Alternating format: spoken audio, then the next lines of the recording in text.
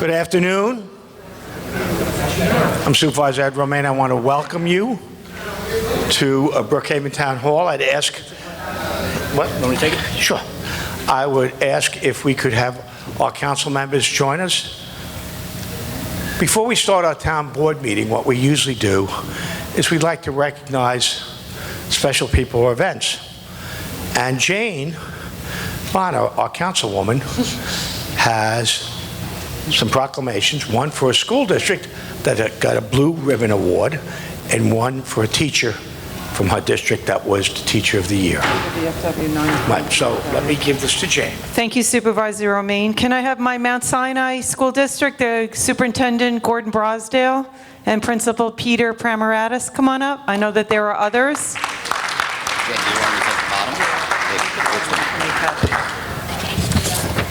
So the supervisor, come on up, everybody stand in front so everybody can see you. So the supervisor already kind of touched upon, you know, why when we have our Gordon, Mr. Brosdale, why we bring people here to town board on Channel 18, because we always want to spotlight the good things happening in Brookhaven, and there are a lot of good things happening, and most notably, Mount Sinai High School was just awarded the coveted National Blue Ribbon for schools. This award affirms that the hard work of educators, students, families, and communities in creating safe and welcoming schools where students master challenging and engaging content. The National Blue Ribbon School flag gracing entry or flying overhead is truly a widely recognized symbol of exemplary teaching and learning, and Mount Sinai School District certainly has that. 6 Long Island high schools, 4 in Nassau County and 2 in Suffolk, were named Blue Ribbon Schools by the U.S. Department of Education. The Long Island schools were recognized as exemplary, high-performing schools.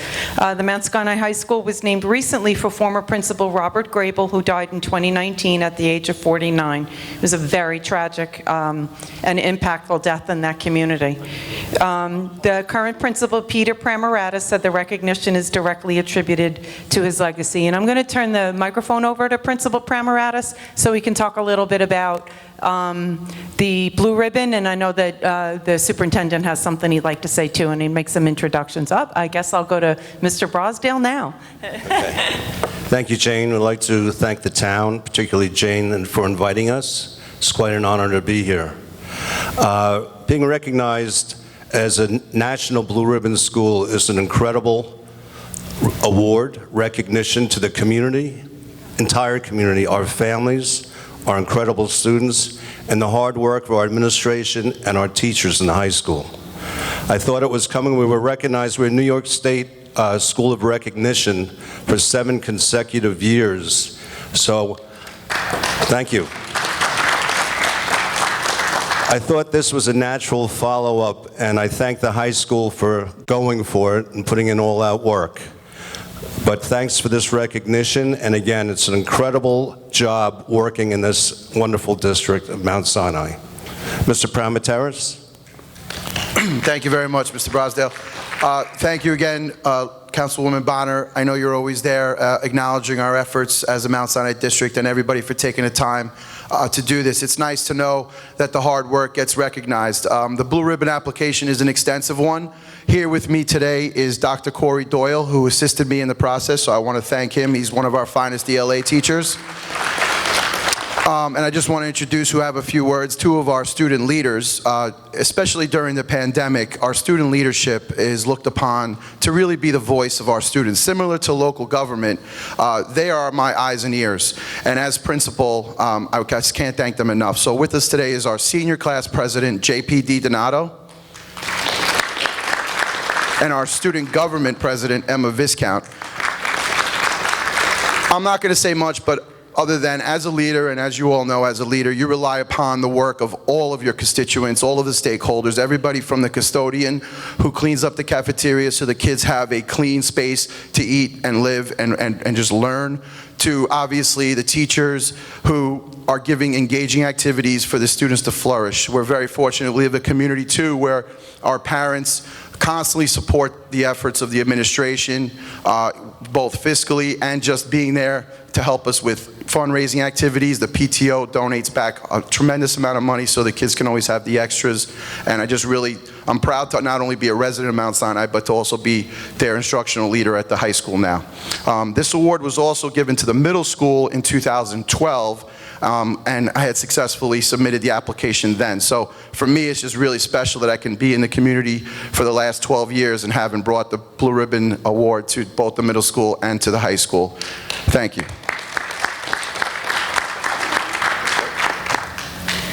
Thank you. Hello, my name is JP DiDonato, and I'm a senior at Robert M. Grable Jr., Mount Sinai High School. I've had the privilege of attending this school for the past 4 years, and I can say with confidence that Mount Sinai truly embodies the characteristics of a blue ribbon school. Students and staff at Mount Sinai understand the value of learning and the need for engagement. Even over this past year, which was difficult for many, our school community went on assisting one another in a way that allowed for meaningful education and development to continue. It's a school motto of ours that if it doesn't challenge you, it doesn't change you. Our school didn't just give up when things got hard, but instead continued to surpass expectations both academically and socially. We've created programs and are constantly exploring ways to get students involved and to make sure that they have all of the materials and the support that they need to be successful in school. I'm proud to be a student at Robert M. Grable Jr. Mount Sinai High School, and I'm proud of all of our students, administrators, teachers, and staff that bring so much energy to their work in making our school the best it can be and worthy of being a national blue ribbon school. Thank you.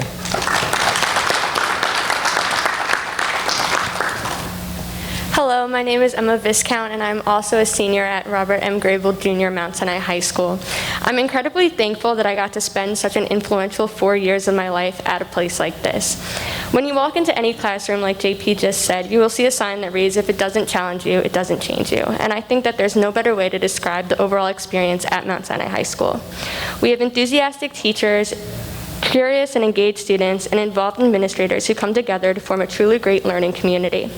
There are numerous clubs in all areas of the school that promote academic interests where students can excel outside of their immediate classrooms. Student athletes are involved in mentoring the elementary school students, and musicians and vocalists are recognized in the Triumph Honor Society.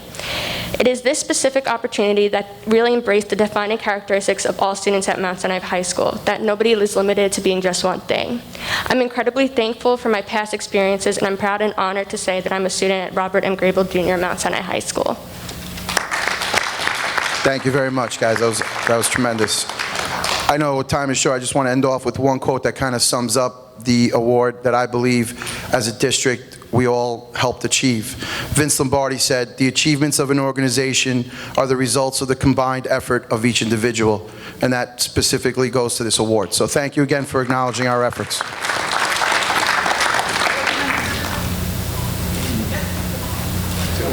Congratulations to Mount Sinai.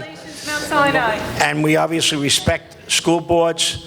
Jane served, before she was a council person, on the Rocky Point School Board for 4 years. Michael served on the Longwood School Board and was the president of the Longwood School Board for 12 years. And Jonathan still is a member of the Three Village School Board. So 13 years. So we do have, a lot of school board input. So when school boards are mentioned, this board knows something about it. Now, Teacher of the Year.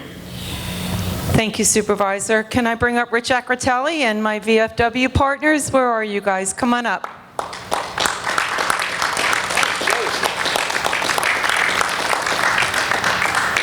Come on around front, guys. It's not about us, it's about you, Rich.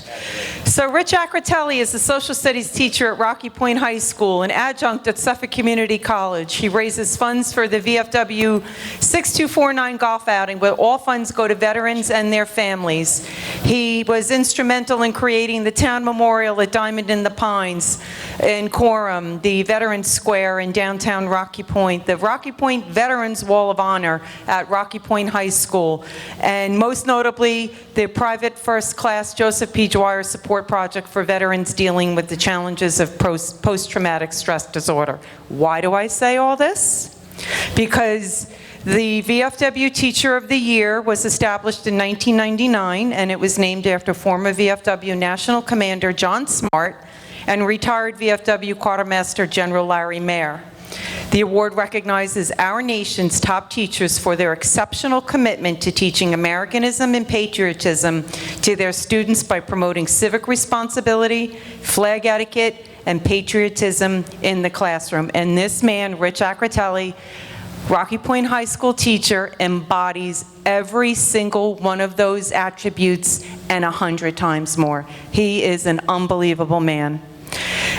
Each National Award teacher winner receives the past Commander-in-Chief John Smart Award and $1,000. Their respective schools also receive a $1,000 award. They also receive a paid trip to the VFW National Convention to receive their award. Without our nation's veterans, America wouldn't be the great nation it is today. Our youth deserve to learn about our rich history, traditions, and the role of our veterans in creating and shaping America. And Rich does that every single day. Congratulations, Rich. For all the years I've known him, I always tell him, please call me Jane, don't call me Miss Bonner. And guess what he calls me? Miss Bonner. So today in the town of Brookhaven is Rich Acratelli Day. Why don't you tell us who you have here with you today, Rich? All right, I got the boys from Post 6249. All these guys are from the Vietnam War or the Vietnam War era, the Cold War era. So we say welcome home proudly with these men.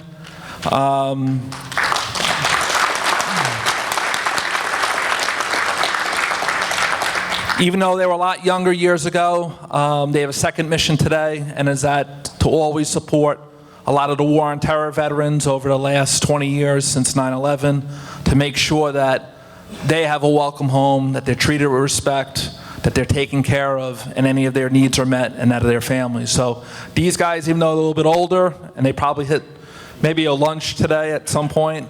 To your advantage. Yeah. They do a tremendous lot for the community. More than you'll ever know. They never say no. The post is always open. The VFW Wounded Warrior Golf outing that we've just had our 14th year came out of just a very simple idea, is that we're going to help these guys and gals as they come home during the height of the war on terror in 2008. And over $230,000 has been raised from a very small post in a small hamlet. And it's these guys here. We have Gary Sussex, okay, Mr. Smiles, okay. We have Lieutenant Dan, if you know Forrest Gump. He was a lieutenant in the armor during the Vietnam War. And we have the big man here. This is like, like the head of the band, okay? So Joe Cognatori, who's from Farmingdale, who ended up going into the Vietnam War a little bit later. He was a college graduate, and he was probably considered one of the older men in his platoon that ended up somewhere in Cambodia during the war. And all these guys came home, all they wanted was a sense of normalcy. And then somewhere right around the Gulf War, Big Joe, he just felt like a helping hand. And from that point on, he's been a driving force. But they've all raised their families, they've all been excellent citizens. And, you couldn't get better guys here, okay? So, plus we had a card game the other night, and they didn't really cheat as much, so, okay? So, but, all right, let me get off this before I get into a little trouble. Can I have everybody come over this way? That was good. Thank you. And thank you again. And congratulations. If we look around the room, particularly on the front row, we see a number of people dressed in orange. And there's a reason for that. And we're here to call some awareness to it, and I'm going to ask one of, maybe all of you, to speak a little bit about it. And that's a regional complex pain syndrome, which is affecting a lot of people. And there's a color for that. It's called orange. And we're going to celebrate that in the town of Brookhaven on November 1st, which is a Monday. And that day, you come into town hall, Mike is already ahead of the curve there in orange. Yeah, there you go. He's ahead of the curve. I wish I could say that. But didn't buy it for, But we'll be whipping out our orange shirts or orange ties, whatever, to show awareness. So I'm going to ask who's ever going to speak on this, come on up, please. This is a debilitating, chronic disease that affects people, and anyone who's had any type of pain come on. knows that the one thing that you wanted to do is to stop. And for some of these people, that just doesn't happen. And it's a disease that we should speak about. It's an affliction that should be discussed, to call attention to it so that research and work can be done to help people overcome this. And I'm going to give this to you, ma'am. On behalf of RSDSA, I wish to thank Mr. Romaine and the Brookhaven Town Council for proclaiming the first Monday of November CRPS Awareness Day in the town of Brookhaven. I am dedicating this year's proclamation to all of those we have lost and the warriors still fighting and their caregivers. Those of you that have been part of this journey with me have seen my decline over the years. When I first began coming here, I was walking. Today, you can see I am not. That is because CRPS is a painful, debilitating, chronic, pervasive, and largely invisible illness that impacts all aspects of a patient's life. This is wearing on me, and I'm tired. I've been fighting this beast for nearly a quarter of a century and nearly half of my life. Medical professionals don't know enough about it, and crazy symptoms keep popping up. It can become systemic. There is a significant amount of us suffering with cardiac, thyroid, GI, vision, heart, mental health, and female issues. I'm tired of fighting my insurance company and the government to get approvals for treatments and medications that are far from cures, are just Band-Aids for symptoms and come with nasty side effects. Most of all, I'm tired of opening my Facebook feed to see that the CRPS community has lost another warrior. We lost so many during the pandemic. Some contracted COVID and were hit hard because CRPS weakens the immune system. Other CRPS warriors succumbed to what is known as the suicide disease because care was cut off when pain was deemed non-life-threatening and relief non-essential. The statistics are sobering.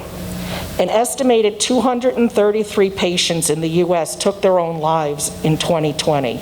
That's approximately one warrior giving up the fight every day and a half. That's just CRPS patients. That doesn't include any other chronic pain. A 2021 National Institute Health peer review article on the ideation of suicide among CRPS patients concluded that 74% of CRPS patients are at a high risk of suicide. 3 of 5 CRPS patients report they seriously consider suicide, particularly during flares. Look around you. Look at the faces of your neighbors who are suffering. Statistically speaking, 3 of us may not be here next year, or even in a few days, because we may not make it through our next flare. I don't want this to end with depressing statistics. I want you to know how grateful we are to the town of Brookhaven for your help. Awareness can help find better treatments and cures, and it can help save lives. I've found strength and purpose in advocacy. And if anyone would like to be more involved, or if you need help, reach out to rsds.org. Please wear orange on Monday, November 1st to show your support.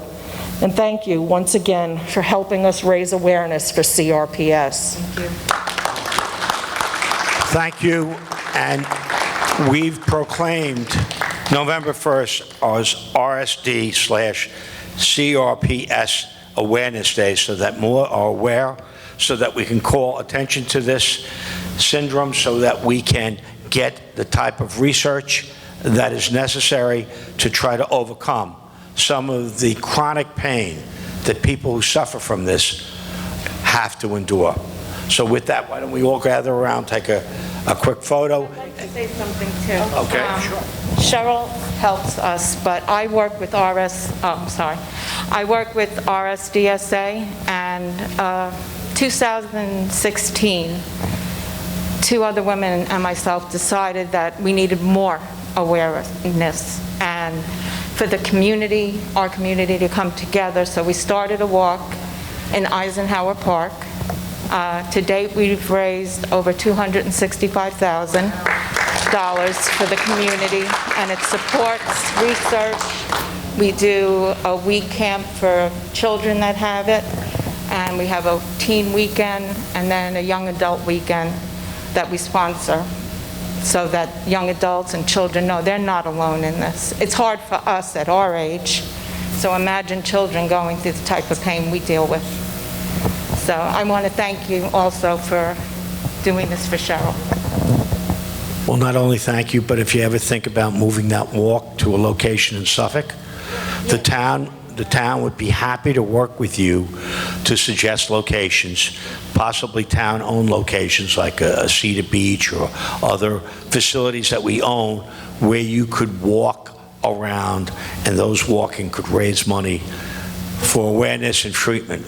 Yeah, we also do it extras. We have a lot of sponsors, doctors, physical therapists, natural healing, treatment. Right. Yes, I know. So that they also can get consults from different doctors and learn about different treatments available. Absolutely. Before the pandemic closes down every October, we would have a health fair.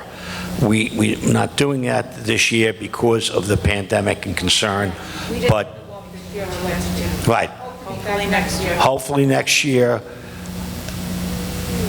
God bless. Let me give you this proclamation, Cheryl, and let's gather around, please. Okay.